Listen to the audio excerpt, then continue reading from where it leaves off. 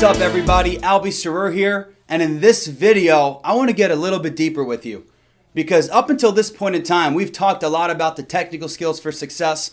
I want to go over mindset, some of the things that we need to do to get ourselves mentally prepared for what it takes to be successful here.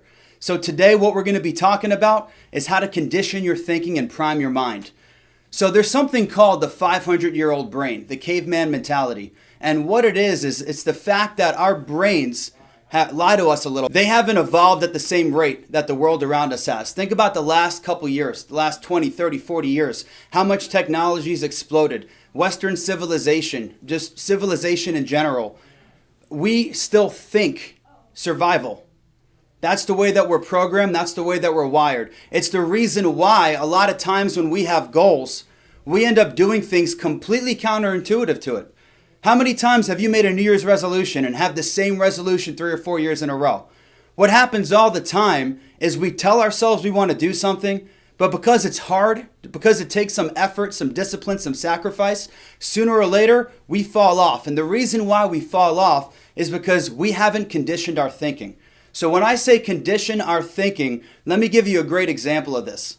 People in general will always go towards what feels pleasurable today and go away from the things that cause pain today. It's human nature.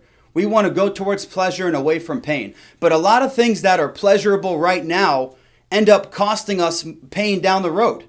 And a lot of things that are painful right now are things that give us pleasure down the road. So a perfect example of this is, let's say you're somebody, New Year's resolution came around, it's January, and you want to get into shape. So you tell yourself you're going to start working out. You sign up for that gym membership, boom, you swipe your credit card. You're not going to walk out with a six-pack day one. You're going to have to put in the work. Now, let's say you actually start going to the gym. You're making progress. You're going 3-4 days a week.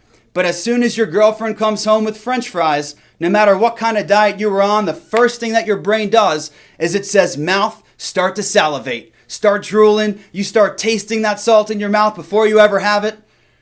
And that's what happens. Even though your goals were to get in shape, even though your goal was to change where you currently were and get to a certain endpoint down the road, your brain tells yourself, eat this right now. And the reason why it does that is because it doesn't know when you're going to get your next meal. It's still wired for survival. It's still set up to make sure that you're getting enough calories to survive. So the problem is, all too often with success, we choose to do the easy things now, which lead us to living a hard life later. And the reality is, the successful people know sometimes you got to do the hard things now that you don't want to do. That discipline of going to sleep earlier, waking up earlier in the morning, working out. Maybe you got to change those eating habits. You got to actually go to the gym, maybe start a workout program, track your progress. All those little disciplines, the devil's in the small details. And when you're doing those small things right, that's when you see those results. The problem is, until the results come, it's not fun. Nobody enjoys that feeling when everything's sore right after a workout before you look any better. That's not fun. Starting is not the fun part.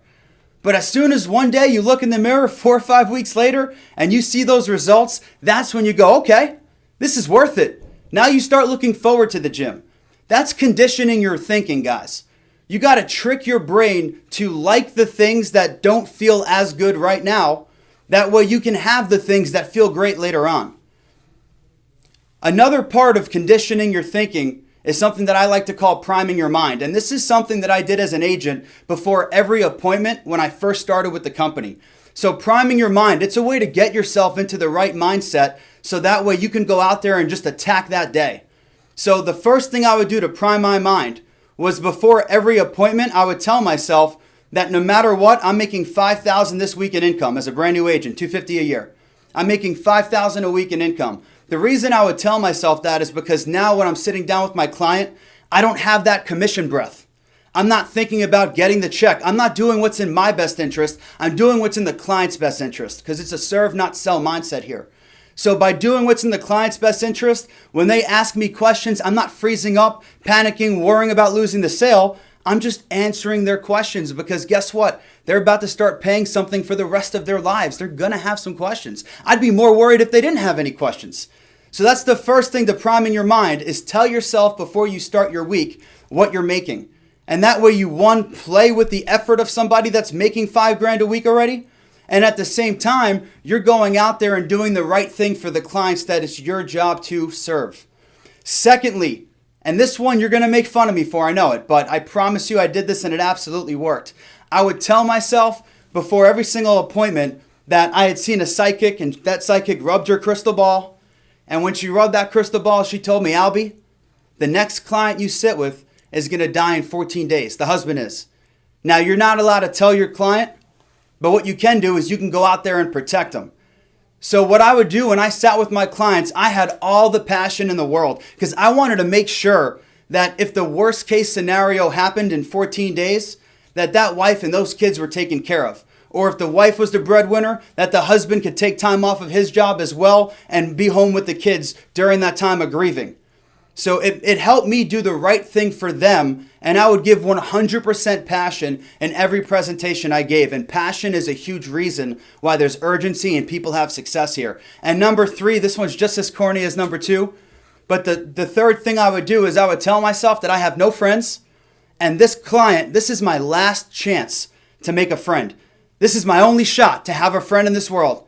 So the entire presentation, I was smiling, I was excited, I was loving, I was treating them like family. If their kids came across the screen, I'd be talking to them about their kids. I would find any way to build commonality. What do they do for fun? What kind of hobbies do they have? Find any reason to get off a track just a little bit to show them that I'm human as well and I care about you and I'm going to be there on the worst day of your family's lives. So you got to make that connection. You got to have that relationship. What's the worst thing that can happen from making a connection with your clients? More referrals? So those 3 things, guys. 1, tell yourself you're making at least $5,000 a week and you're just getting paid to give presentations. That's going to get rid of that fear factor during the close. Number 2, tell yourself that something bad is going to happen to the client because it's your job to have that difficult conversation. That's what we get paid the big money for, is to have that conversation that nobody wants to have. All right, and make sure that they're protected. If they don't have coverage, you might be the only shot that they ever have to actually go out there and get protected. And number 3, leave that presentation making a friend. Because I've had clients reach out for months and months and months asking me how I was doing, sending me gifts, sending me holiday cards, and also sending me lots of referrals and booking appointments for me because they knew that this is a product that everybody needs and they wanted to make sure that their friends and family were seen by the right agents. That's all I got for you guys today. Signing out, Albie Sarrour. Let's get it.